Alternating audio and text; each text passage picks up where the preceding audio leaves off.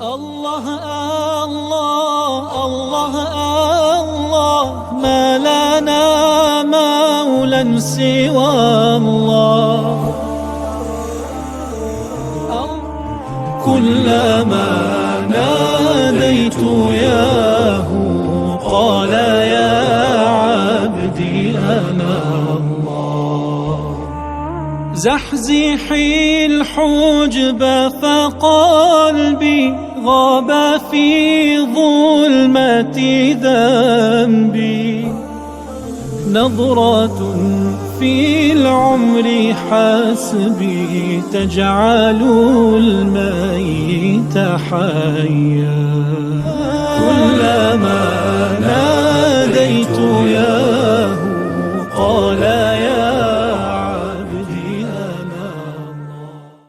أعوذ بالله من الشيطان الرجيم. بسم الله الرحمن الرحيم. الحمد لله والصلاة والسلام على رسول الله وعلى آله وصحبه ومن والاه أما بعد. Hürmetli qarindoshlar, biz bugun sura Niso'ningki 26 oyatiga keldik. Alloh subhanahu va taolo 26 oyatda shunday deydi: "Estaizu billah yuridullohu liyubayyina lakum va yahdiyakum sunanal ladzina min qablikum va yatuba alaykum vallohu alimun hakim." Allah sizlarga bayon qilib berishni, sizlarni ilgirki kishilarning yo'liga yetaklashni va sizlarga tavbani yo'lga qo'yib berishni istaydi. Allah buni xohlaydi. Allah hammani bilguchi, hikmat bilan ish qilguchi. Biz diqqat qilganimizda sura Niso boshlangandan tortib bu suraninki asosliq o'rtaga qo'yayotgani bir quruluş meselesi. Yani bir cemiyet kuruluş, bunun asası olan aile kuruluşu, bunun asası olan şahslar kuruluşu ve her basqıçtaki münasibetlik ahkamlar, hükümler, mesela er-ayol oturusdaki nikah meseleleri, talak meseleleri, anlayken aile kuruluştaki er-ayolninki özara er-ayol buluş münasibetlik qoida nizomlar, qandaq ayol bilan to'y qilib bo'ladi, qandaq ayol bilan to'y qilolmaydi.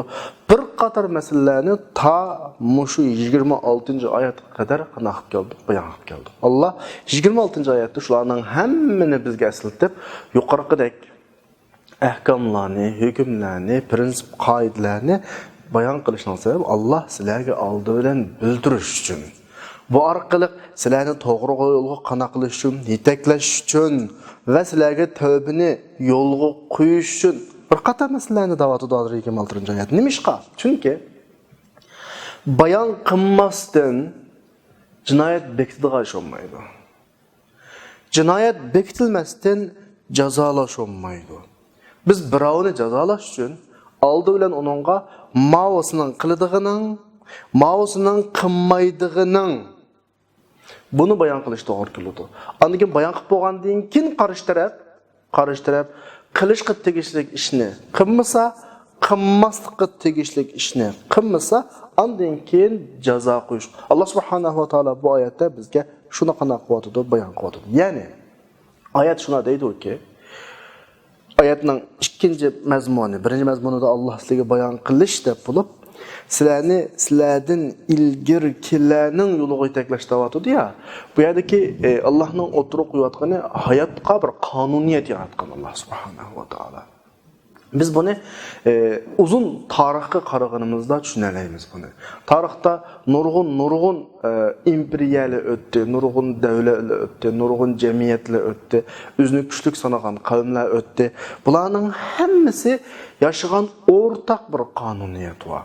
U olsa-mu agar deganni qilgan, ta'limotga bo'ysungan ilohiy manhaj bo'yicha manganlarninki nijot topganligi, aksi yo'lda manganlarninki ma'lum davr hukm surishimi, masalan, kuchli davlat sifatida o'tirg'i chiqsimi, imperatorlik nomlaridan o'tirg'i chiqsimi, oxirsida vayron bo'lganligi.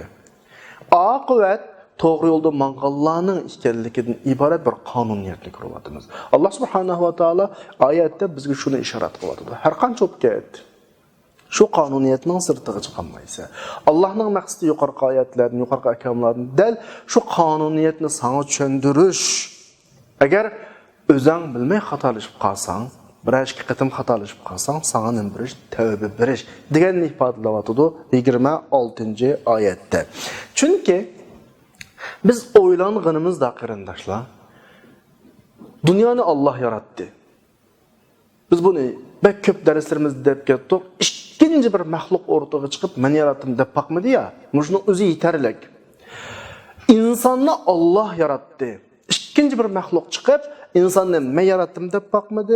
Hatto o qadar haddidan oshgan insonlarning ichidan birisi chiqib, "Yo'q, meni Alloh yaratmagan, men o'zligimdan yaralgan, o'zimning ishi o'zimning qo'lida, har ishni o'zim xohlagancha qila olaman." Xalqa vaqtda ağrıyma, xalqa vaqtda saqiyma, xalqa vaqtda ölüme, xalqa vaqtda dirilme deb baqmadi. İnsan o'zi xolamay bir qonuniyatga bo'ysunudu. Endi valillahil masalul a'la, Allohning hech qanday o'xshashi yo'q. Ammo masalani biz aydınlashtirish, texnik yaqinlashtirishdan bir misol olaylik. Bir uskuni yasagan zavod o'zining uskunasiga ishlatish qo'llanmasi chiqaradi. Buning manda işiltse, anda işiltse, ma üskünüsünün ahmiyeti bu, ma üskünüsünün saymanının rolü bu. Manda buzulsa aya çatak çıqqan buludu, a şekilde buzulsa meyeni çatak çıqqan buludu deb, özünün yasagan mahsulatıga özü kullanma yasaydı. Yani kullanma çıkırdı yani. Başkalar yasagan nesige, başkalar kullanma çıkıramaydı. Bu zeminni Allah yaratkan tosa. Bu insanlarını Allah yaratgan tulsa, insanların içki dünyası, başlanış noktası, ahırlanış noktası ve qaysi işini qilsa, qaysi neticeге erişdiğanlıqını tatıp bu ahvalların hemmini Allah bildiğin tulsa, Allah yaratgan mahluqqa yeni birisinin kelip kanun tüzüp berişi, menhec tüzüp berişi, ya ki üzgü menhec tüzüşü, bu bir zulüm bu. Bu bir tacavuz qilganlik, haddidan qanday qilganlik, oshqanlik bu. Allah yaratgan lekin Allah tuzib bersa, eng obdan tuzudi. Chunki oyatning oxirida degandek, vallohu alimun. Allah har ishni eng obdan bilguchi va ishning oldi keyinni qas shaklda boshqa bo'lsa, qas shaklda tartiblasa, natijasi obdan chiqadiganligini eng obdan bilguchi va eng obdan o'rinlashtiruvchi hakim. Chunki biz bayatin bir nimani misal aldık, bir zavodning ishlab chiqargan uskunasini. Allah subhanahu va taoloning insonni o'zi yaratgan bo'lgancha Allah insonning qaysi xil holatlarda nima ish qilsa, natijadan yaxshi chiqadiganligini, qaysi xil holatlarda nima ishni qilmasa, natijadan yaxshi chiqadiganligini eng obdan biladigan bo'lgancha ziminda shuningga yarasha bir qonuniyat o'rnatildi. Bu qonuniyat Adem Aleyhisselam'dan tartıp ta kıyametga kadar kuchga ega ve her zaman, her asrning insanları şu qonuniyatga uyg'unlashsa, şu qonuniyatni tatbiqlasa, bularning ko'radigan natijasi shu bo'yicha bo'ladi. Agar aksi yo'l tutsa, natijami aks shakl chiqadi. Qur'on buni bizga bayon qildi sura Ahzobda. Sunnatullahi fillazina xalaw min qabl. Allohningki ilgirki kishilar ki qo'yib bergan prinsipi yo'li sizlarmi shuni tutib mengishinglar kerak. Valan tajida li sunnatillahi tabdila. Allohningki qonuniyatlarining hech o'zgarganini qanaqa qilmaysiz.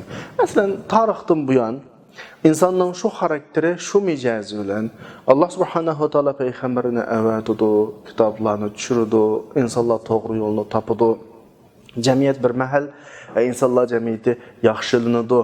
Yani şu insanın tabiati bilen bu yaxshilanish bara asta keyiniga chekinadi. Yaman ishlar avj oladi, taraflarni qoplaydi. Yani payg'ambarlarni qanday qiladi? Avatidi, yaxshilanadi, mashtamanadi. Ammo payg'ambarlarni avatgan vaqtda payg'ambarlarga qarshilik qilgan, uni ko'rsatgan yo'ldan chiqqan, uni mag'allarning oqibati yana o'ziga yarasha bir shaklda bo'ladi. Masalan, sura Ankabutninki isimli qilishi 36-oyatdan g'u deyman. Shu yerdan tortib ta 40-oyatgacha manda ahvollarni tilg'aladi. Otni tilg'aladi. Ad qavmini, Samud qavmini tilga oladi, Fir'avnni tilga oladi, Harun Qarullarni tilga elib, ularning bir qator o'z zamonasidagi Shuayb alayhisolamning qavmlarini tilga olib, bir qator o'z zamonasida qilgan yomonliklari, askinliklari, payg'ambarlarga bildirgan salbiy inkoslari qaytagan salbiy inkoslari, qarshiliklarni tilga qo'ygandan keyin oxirida qanday xulosa deydi Alloh subhanahu va taolo, fakullan akhadna bi zambihi, biz har birini o'zining jinoyati sababli jazoladik. فمنهم من أرسلنا عليه حاسبا ومنهم من أخذته الصيحة ومنهم من خسفنا به الأرض ومنهم من أغرقنا. Yani ulağa birilgen jaza özüge yarışa şekilde arasıda qanaqallava biz suğa g'arq jazalığanlarımız va yagi qanaqatqanlarımız va düm ya yutquzib o'tkazganlarimiz va bir ovoz bilan masalan ve her türlü cezalar olan cezaladık hemmisini. Ma kana Allah liyadlimahum. Allah ona zulüm qilmaydi. Allah'ın maqsadi ona zulüm qilmish emasdi. Walakin kanu anfusahum yadlimun. Mana bu Allah subhanahu va taolaninki insonlar hayotidagi qo'ygan prinsip shu. Sen bir yaratılgıcı bu zaminga. Bu zamin seni quchqig'iga ap turib seni yashitadigan bir makon. Bu zaminning bir prinsipi var. Sen şu prinsipga mos shaklda yaşasan, bu zamanda muvafiq yaşaysa tertib buzulmaydı, tüzüm şu pete mağadı, netijan yaxshi chiqadi.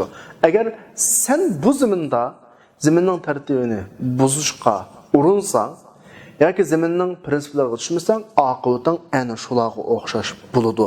Mana bu oyatdagi, hozir biz o'qigan oyatdagi yuridullohu liyubayyina lakum va yahdiyakum sunanallazina min qablikum.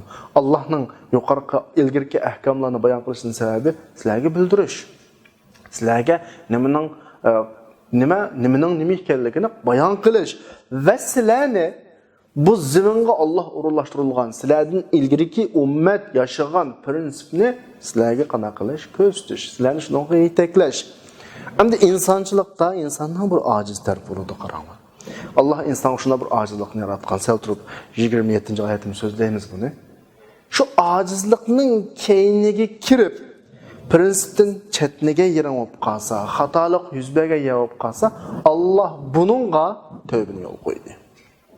Çünkü Allah subhanahu wa ta'ala bizni yaratgan bo'lg'achqa hamma ishni biladi, insonning ojizligini biladi va qaysi o'rinda Allah bizni qaysi ishga buyurish, qaysi o'rinda qaysi ishni to'sash va qaysi o'rinda bizga tavba berish, buning hammani o'z layoqatida o'rinlashtirdi. Mana bu oyatdagi Allohningki hakim sifatiningki ma'nosi bo'ladi. 27-oyatda shu mazmundagi oyat. Yani vallahu yuridu, yani Allah'ın maqsadını üzlüksüz bayan kılıvatıdı. Vallahu yuridu en yetuba aleykum ve yuridu allazine yettebi'un şehvat en temilu meylen azima. İnsandaki acayip bir taraflarını bayan kılıvatıdı. Allah subhanahu wa ta'ala sizlerge tövbeni birişini halaydı. Yani tövbenlerini kabul kılışını halaydı. Tövbe kılsanlar mesela. Ama şehvatlarına ergişilik Allah, heveslerine ergişip yoldan azgalla sizlerinin bu bütünlüğü uladın bekrak ezip getişini Allah halaydı. Diyen mezmunda ayet geldi. Aldığın ayette mi battı? Allah sizlere tövbe birişini halaydı. Ma ayette mi aynı şekilde Allah sizlere tövbe birişini halaydı. Diyen iki yerde tekrarlandı. Neymiş kandı? Nim için tövbenin gibi 26. ayetimi tekrarlanıyordu. 27. ayetimi tekrarlanırsa tövbe münasebetlik mandak bir 3 basqıçı var. Birinciden tövbe meselesi Allah yol koyğandı küçük oldu. Eğer Allah tövbe kılsanla buludu dep yol koymasa hiç kimden tövbe kılış prost olmaydı. Kılgan takdirde mi oku bulunmaydı. Ondan sonra birinci basqıç Allah tövbeni yol koyuyordu. İkinci basqıçta insan qilgan xatoliklarga yo'l qo'yilgan bo'yicha tavba qiladi. Bu ikkinchi bosqich. Uchinchi bosqichda Allah qilgan tavba qilgan shu bandidan tavbasini qanday qiladi?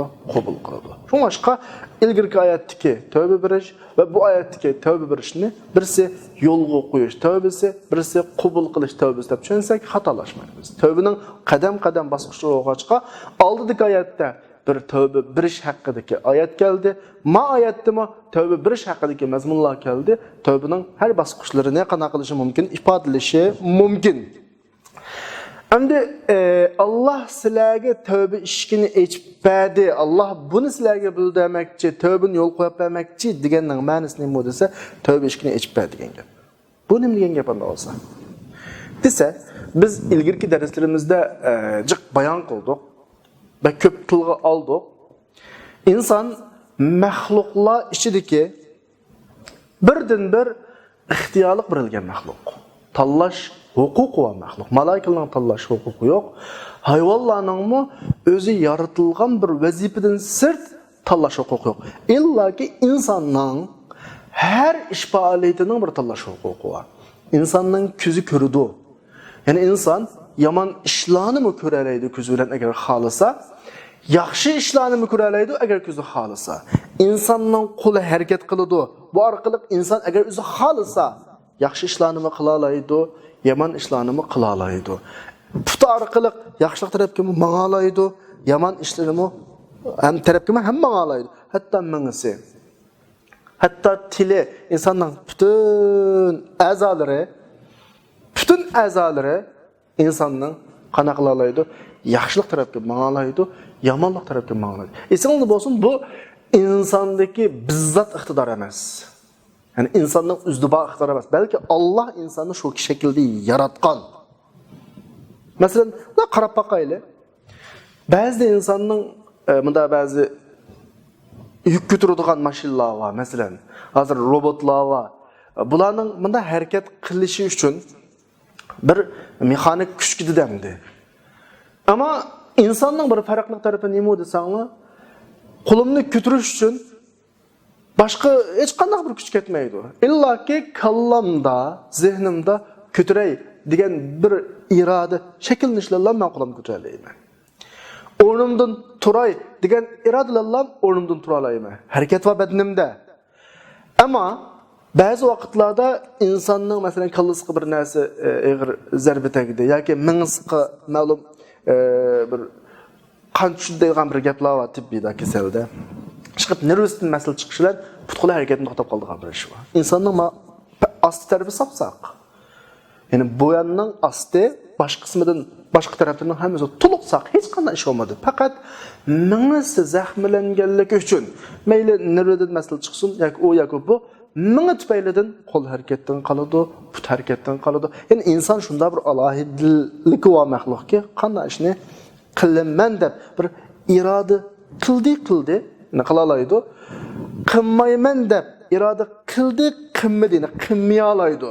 Allah'ın ki insanını anı qil, mani qilma deganlikning o'zi nimaning isboti desanglar, men sana anı qilish kuch quvvatni berdim, qilalaydigan kuch quvvatni berdim, mani qilalaydigan kuch quvvatni berdim va shu xildagi tanlash irodasini berdim sana. Sen tanlay olaysan, ya ana qilma, ya mani qilma. Va tanlagan vaqtingda ham qilalaysan. Shu qilman deganni qilalaysan, qilmayman deganni qilmay olaysan. Bu ixtiyorni men sana berdim. Ammo sening hayotda menga degan bir prinsiping bor, ilgirki oyat degandek. Bu prinsipning to'g'ri yo'lda, ko'rsatilgan yo'lda mangsang, erishadigan bir natijasi bekitilib qo'yaqliq, natijasi aniq. Yana bir yo'lning, prinsipga qarshi yo'lning kimi ham oxirisida natijasi bekitilib qo'yaqliq. Shunga agar sen dunyoda xotirjam, oxiratda mening mukofotimga erishadigan shaklda yashayman desang, prinsip qo'chish, men deganni qil, qilma deganni qilma. Ammo sana berilgan ixtiyorlikninki sendeki huquqini sen nachar ishlarga, nachar yo'lga, qalaymaga yo'lga ishlatib, boshqa yo'lda mangsang, bu vaqtida sening jazoyingni men birman degan bir shaklda Alloh subhanahu va taolo askartish bo'ladi. Endi misha kelsak, o'zimizning gapga kelsak, biz oyatda Allohninki tavba berish masalasidan davatgan ya. İnsan bayatın deganimizda gapimiz boshqa qazroq qiyib ketib qoldi. İxtiyorlik birilgan bir maxluq. İxtiyorlik birilgan bo'lg'achqa insonda ana qilaymi, ma'nimi deydigan bir ikki tanlashiladi har ishda. Oңgu mangayımı, solgu mu? Ay oldu mangayımı, may olgu mu deb. Bazı vaqtlarda insan sırtqi amillarning ta'siridan bazı yolla insanı tatip ketidi. Yani insanın içideki iki tallaş, an tallaş, man tallashning içideki yamanlık taraf insanını qanaq bitib qoladi, g'alba qilib bitib qoladi. İnsan bu yamanlıqning oldida nayt aciz bo'lib qoladi. Bazı haqsiz haqning pul mollarini yeb qoladi. Bazı xalqning izzat, obro'yi, nomusuriga tigib qoladi, ba'zi o'g'irlik qilib qoladi. O, bu degandek insonning ichidagi yomonlik tarafdori tanlash insonga g'olib kelib, inson eng ojiz holatga tushib qoladi. Endi agar Alloh subhanahu va taolo insonning mushu ojizligini ko'zda tutib tavba bermasa, tavba ishkini qana qilmasa, ochmasa, İnsan birinci qatim shunda xatolashdimi, tugashdi bo'lsa, undan keyin inson har doim xatolashadi. Xatolash deganimiz xatolikni rahat qiladi u vaqtda. Chunki shunda o'ylaydiki, men xatolashdim. Men tugashdim. Mening ishim bitdi. Endi shu ko'nglim tatqanni, havasim qo'zg'alganni qilaveray. Undan keyin ko'yadi, butunlay xatolik bilan to'shadi. Ammo Alloh mushuning oldini elish uchun insonga tavba ishkini ochib berdiki, inson bir qatim o'zining havaslarining yoki ichki dunyosining oldida ojiz kelib bir xatolik ochib berdimi, tavba ishki uni xatolik qilmagandek bir fursatga ega qiladi.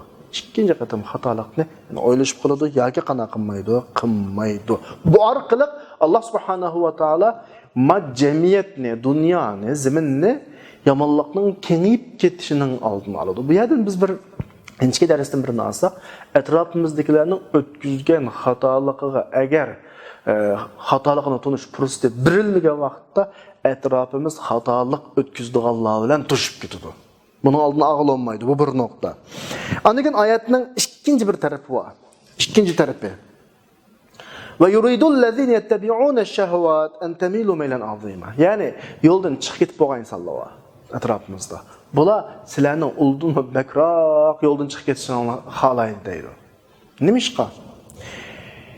İnsanning vujudiga qo'yilgan bir qimmat qarash o'lchami bor qarindoshlar. Bu o'lcham yaxshi odamning nazarida o'xshash, eski odamning nazarida asosan o'xshash. Sodiq, rostchil odam bu rostlikninki fazilat bir qimmat qarash ekanligini biladi. Yolg'onchi mu rostchillikninki fazilat ekanligini biladi. Bu qimmat qarash o'xshash. Faqat birisi rostga qilib yashaydi, birisi yolg'onaydi. Qana desanglar, o'zi qattiq yolg'onchi odamdan birisi o'zining atrofiga odam olmoqchi bo'lsa, masalan bir shirkatning xo'jayini deylik, u odam yolg'onchi. Ammo o'zining shirkatiga odam olmoqchi bo'lsa, yolg'onchilanmaydi. Bu nimaning ifodasi desanglar, ya'ni bu o'zi yolg'onchi bo'lgan bilan atrofidagining yolg'onchi bo'lishini xohlamaydi. Ya'ni bu shu demakki, rostchillik qimmat qarashi hammalarning nazarida o'xshash. Bir odam o'zi xoin. Ammo o'ziga odam tanlamoqchi bo'lsa, xoin tanlamaydi. Bu nima demakchi? Xiyonatningki o'lchami xoinning nazarida o'xshash, yana birisining nazarida o'xshash. Farq nima desanglar, birisi shu yolg'onchilikqa, xiyonatga qanaq ketib bo'ldi, tushib ketib bo'ldi. Andan keyin mushuk qimmat qarash o'xshash o'g'achqa. Yolg'onchilikningki razillik ekanligini, xoin xiyonatning razillik ekanligini ko'nglida biladigan bo'g'achqa, atrofidagi masalan o'zidan tangman bilamangan, jamiyatda birga yashagan kishilarningki oldida o'zini intayin tuvan his qiladi. Yolg'on aytgan odam, yolg'onchi bir rostchillar jamiyatida yashasa, qo'yning ichiga o'chki kirib qolgandeklan bir xil tuyg'uladi, psixik jihatda uning favqulodda alam zarb bo'ladi. Shunga bu nimaga tirishini bilamsizlar? Qashiddikininki, ya'ni o'zi bilan bilamangan jamiyatdagi hamtang odamlarningki oldida pasportini o'chib qolmaslik uchun ularning yolg'onchi bo'lishini xohlaydi. Ularning xoin bo'lishini xohlaydi. Ya'ni o'zining yo'ldan chiqqan bir shaklda tunilmasligini xohlaydi. Boshqalar ayblasa, men emas, avmu shunda, hatto o'zidan bekroq eshib ketishni xohlaydi. Nimishqa? Boshqalarning oldida past holatga bu tushmaydi, boshqalar tushsin uchun. Shunga xatolashganlarninki atrofidagilarni barobar xatolikqa tortib ketishning sababi, xatolikqa qiziqtirishning sababi, chunki o'zining xatolashganligini o'zi biladi.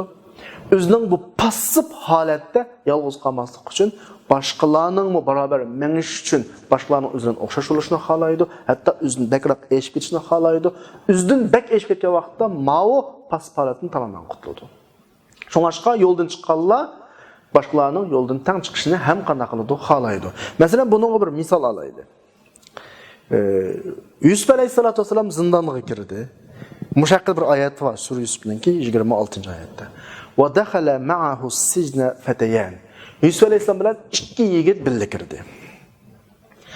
Ikkilisi Yusuf alayhisalomning qashig'iga kelib ko'rgan tushlarining ta'birini so'radi. Dediki, qala ahaduhuma inni arani a'siru khamra va qala al-akhar inni arani ahmilu fawqa ra'si khubza. Mush oyatda davatida shuni. Ikkilisi ko'rgan tushni bayon qilib, oxirida nima deydi? Mush tushimning ta'birini bilsang, tushimizning ta'birini bilsang, chunki inna naraka minal muhsinin. Biz seni yaxshi kishilarning qatoridan deb ko'rdik deb. Qarama gapga. Turmaga odatda qanday odam kiradi? Ko'p hollarda jinoyatchi kiradi. Bu ikkisi jinoyatchi. Ya'ni askar odam. Ammo turmadagi Yusuf alayhisolatu vasallamninki ishlaridan, davranışlardan, muomalalaridan bular Yusuf alayhisalomning yaxshi odam ekanligini his qildi. Amaliyot o'tkazgan. O'zi jinoyatchi, xatolik o'tkazib turmaga kirgan Yusuf alayhisalomning yaxshiligini e'tirof qildi.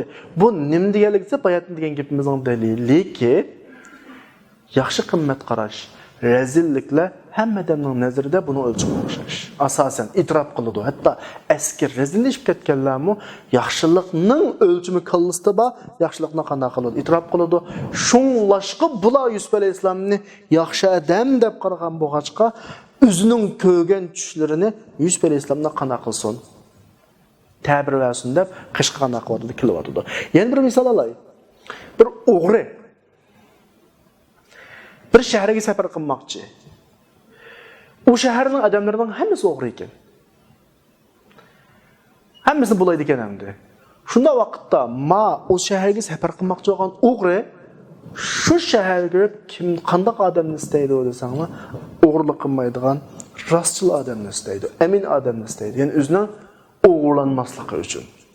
Yani bu nim demek desa, chunki insonning kallasida bir qimmat qarash bor.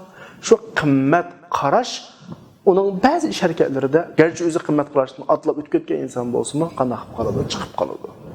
Ya'ni o'g'irlik qilmaydigan amin odam yana boshqalarning nimasi tanlashi bo'la oladi.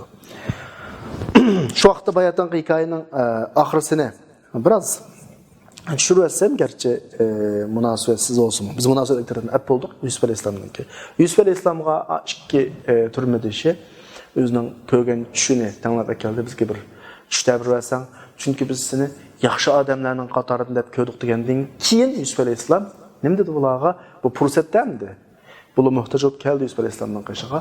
Yusuf alayhisalomning yaxshiligini his qildi. Yusuf alayhisalom o'zining taq ularga yaxshilikni ko'rsatmaganligini da'vat etdi ularga. Sizlar his qilganinglar taq mening rasmiy tarafim emas. Mening rasmiy tarafim bu. Nima deydi? Ya sahibayis sijn arbabun mutafarriquna khayrun am Allahul wahidul qahhar. Ishning mohiyati ma yerda. Sizlar mening boshqa sirtqi ko'rinishimni ko'rib meni yaxshi odam deb kelibsizlar. Ishning eng yaxshi tarafi bu yerda.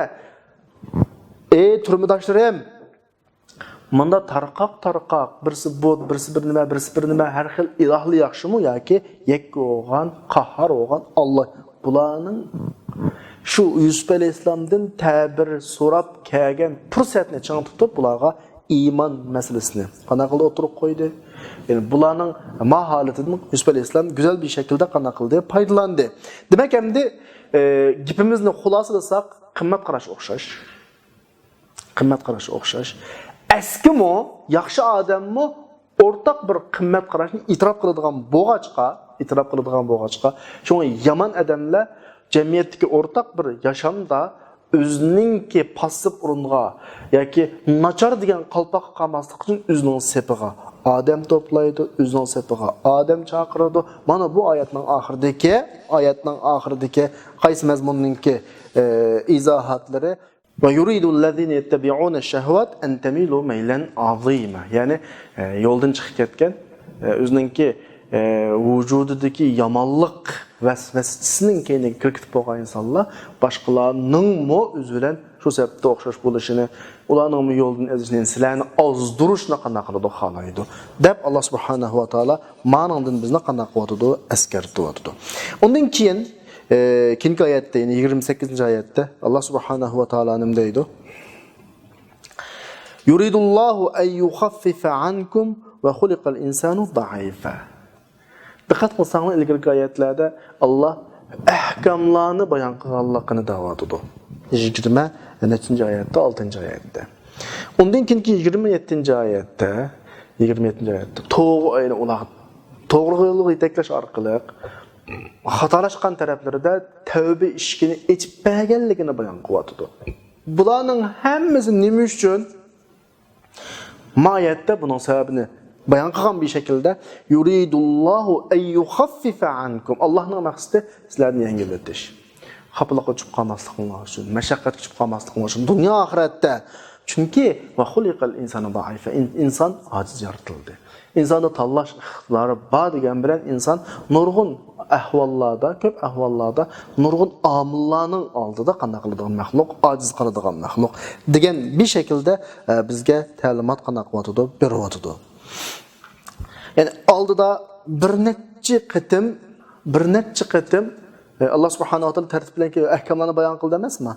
Ahkamni bayon qilib bo'lgandan keyin qata 3 oyat keldi. Takror bir qitimday bu gapni qarindoshlar.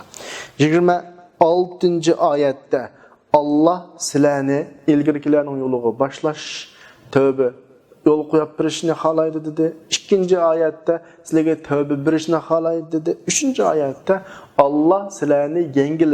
Da qarasanglar hammasi bir-biri bilan munosabatlik bir isil mazmunlar. Bu haqda İbn Abbas radhiyallohu anhu'ningki bir tushunchasi bor. Mush oyatlarning bu shaklda tizilishig'a da'vatidi.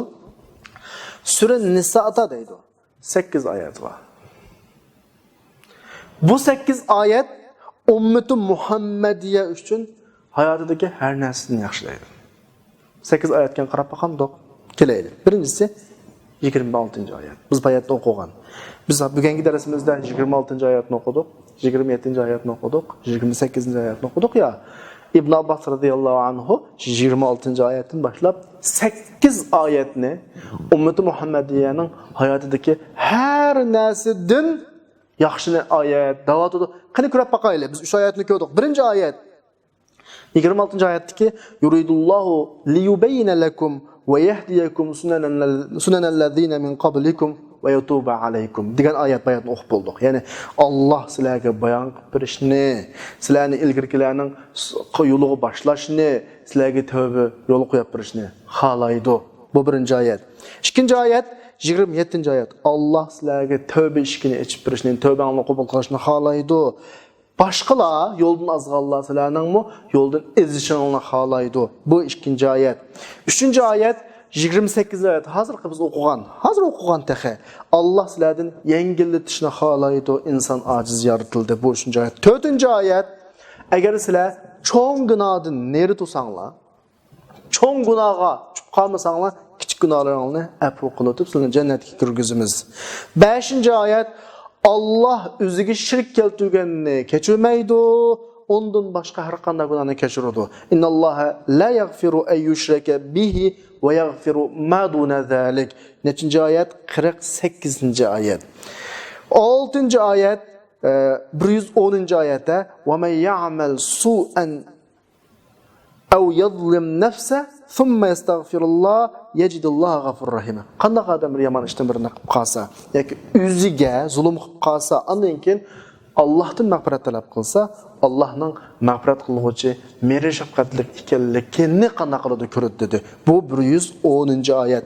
7-oyat Innalloha la yazlimu mithqala zarratin va in taku hasanatan yudha'ifuha va yu'ti min ladunhu ajran azima. Allah zulm qilmaydi.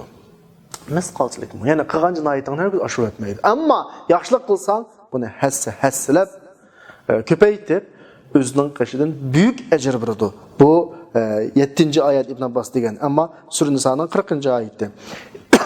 Ibn Abbas davatgan 8-oyat Ummati Muhammadiyaga hayotidagi har narsadan yaxshi bo'lgan 8-oyat. Ma yaf'alullohu bi'azabikum in shakartum wa amantum wa kana Allohu shakiran alima. Ya'ni Allah subhanahu wa ta'alaga sizlar shukrlam qilsanglar, imonlar aytsanglar, Alloh sizlarni azoblamaydi degan mazmundagi oyat. Qarasanglar, Ibn Abbas radhiyallohu anhu biz uchun hayotimizdagi har narsadan yaxshi, muhim degan bu 8 oyatga qaraganimizda hammasini nima desa, bizning to'g'ri yo'lda mengishimiz ta'kidlangan, gunohlarimiz kechirilish, afv qilinish, tavba berilish, tövbemizin qabul qilinishi, kichik gunohlarimizning afv qilinib jannatga kirgizilishimiz, shirkdan boshqa butun gunohlarimizning mag'firat qilinishi, qilib qolgan yomonligimizga mag'firatlan talab qilsak, gunohimizni tunusak, buning kechirildiganligi, ishlagan xatoliklarimiz ko'paytirilmaydiganligi, hech qanday zulm qilinmaydiganligi, qilgan yaxshiliklarimiz hassa-hassalab ko'paytirildiganligi. Allah qılan özümüzden şükürsünü etsek, Allah qo'ygan imanımızın joyida qilsak, Allah hergiz bizni azoblamaydiganlar. Qaranglar, bu bizga buningdan ortiq umid olmaslik kerak ekanda. Bu oyatlar bergan umid bizning hayotda umidvor yashashimizga, har ishlarni jon dil bilan qilishimizga mencha qanday yetarlik oyatlarning birisi. Endi o'zimizning oyatiga kelaylik. Biz hozir Sura Niso'ning 28-oyatida ketyapmiz. 28-oyatda Alloh subhanahu va taolo sizlardan yangilatishni xohlaydi. Chunki inson ojiz yaratilgan deyapti-ya. Inson qanday ojiz? Biz bayatında dedik. Darsimizning 5-ida dedik. İnson malaikaga o'xshamaydi. Malaikalar xuddi hozir sizlar tushunadigan tildan desam, bir programmasi yezib etilgan bir uskuniga o'xshash, Allohga itoat qilish uchun yaratilgan mahluqlar, undan boshqa hech sodir olmaydi bulardan. Bular shu Allohning diginini qiladi, boshqa hech qanday bir ish qilmaydi. Hayvonlarmi hayotdagi ma'lum vazifasi uchun yaratilgan, shu vazifa asosida yashaydi. Tuxumdan chiqqan, yangi chiqqan bir toshbaqa o'zining qaysi tarafga qarab mengishini biladi. Uchoqdagi bo'lgan bir qush o'zining asli yurtining janubdan shimol ekanligini bilib, janubdan shimolga qarab uchoqlaydi, hech kim yo'l boshlamasimi, ular o shaklda yaratilgan. Ammo insonchi. Inson bir programmasi quruq, uskuniga o'xshash yaratilgan va inson o'zini yetildirish iqtidori bo'lgan bir maxluq sifatida yaratilgan. Inson o qup-quruq kalla, qup-quruq zihniyat bilan dunyoga kelgandan keyin o'zi qanday programma qo'shilsa, qanday sistema qo'shilsa, shu xil shakldagi inson bo'lib chiqadi. Men sizga dedim ya, yaxshi odam bilan yomon odamning butun badan a'zolarining hammasi o'xshash. Illoki ichiga qo'shilangan insonlik ruhi, mangadigan hayot manhijlarga o'xshamaydi, boshqa narsa emas. İnsonga bu alohidlik berilgan, tanlash iqtidori berilgan, o'zini yetildirish iqtidori berilgan, o'rganish iqtidori berilgan. Anda olgandan keyin insonning tanlash iqtidori bor degan gap, A yo'lini tanlay oladi, B yo'lini tanlay oladigan bo'lg'achqa, inson oldidagi ba'zi ta'sir qiluvchi omillarning oldida haqiqatan da qaysini tanlashni bilinmay ojiz holatga tushib qoladi yoki xato tanlash orqali nima holatga tushib qoladi? Ojiz holatga qanaq qoladi, tushib qoladi. Buning uchun Alloh subhanahu va taolo yuqoridagi ahkamlarni yo'lga qo'ygan. Bu ahkamlar bizga masalalarni yuritib turadi. Ayol to'g'ri, ayol xato deb. Bu orqali biz biroz tanlash fursatimiga erishamiz. Masalan, o'g'irlik qiladigan bir o'g'ri o'zi o'g'irlik qilsa, qo'lining kesildiganligini bilsa, biroz taraddudlanadi. Hatto keyinga chekinadi, qilmaydi, to'xtaydi bu ishdan. Ammo ojiz gap qilib ham uning oldida tutilmasmi, ana qilama, mana qilama degandek ba'zi bir vasvasalar bilan yana shu yo'lga kirib ketgudek bo'lgan ahvol ostida Alloh subhanahu va taolo buningga yana bir tavba ishkidan bir necha bir daldiga. Tavba qil, gunohingni kechirma. Agar bu qilgan xatoligiga pushaymon qilib, nadomat qilib tavba qilsa va bu ishdan ikkinchi qatim cheklansa, bu ishdan yansa, ikkinchi qatim o'g'rilik qilmasa va boshqa jinoyatmi shu, men faqat o'g'rilik misol qilyapman. Ikkinchi qatim o jinoyatni qilmasa, ish vassalom tugagan bo'ladi. Bu qadar kechirim nima uchun? Chunki inson ojiz. İnsan tabii bazı xatoliklarga tushib qoladi. Ikkinchi qatim uning bu xatolikni qo'l uzganligi buning pokiz, ichki dunyosining sog'lom inson ekanligini ifodati. Ammo tekrar qilganligi an bu odamning ichki dunyosiningki nejis, pokiz emas yoki burun pokiz bo'lsa-mu, keyin bir nejislashib ketgan yoki xato yo'lga ketib ketgan inson ekanligini ifodalaydi. Bu vaqtda an bu o'zining tegishli jazosini Alloh tomonidan qanday qiladi? Erishadi. Şunu bilan 28-oyatimiz tugudi qarindoshlar. Alloh hammalarni yuqorida Ibn Abbos radhiyallohu anhu ummati Muhammadiyaga hayotidagi har narsadan muhim deb, yaxshi deb qaragan va bizga ko'rsatgan 8 oyatning mazmunini tekrar tahlil qilib, umidga to'lg'ili nisb bo'lsin. Va axiru da'vana alhamdulillahi robbil alamin.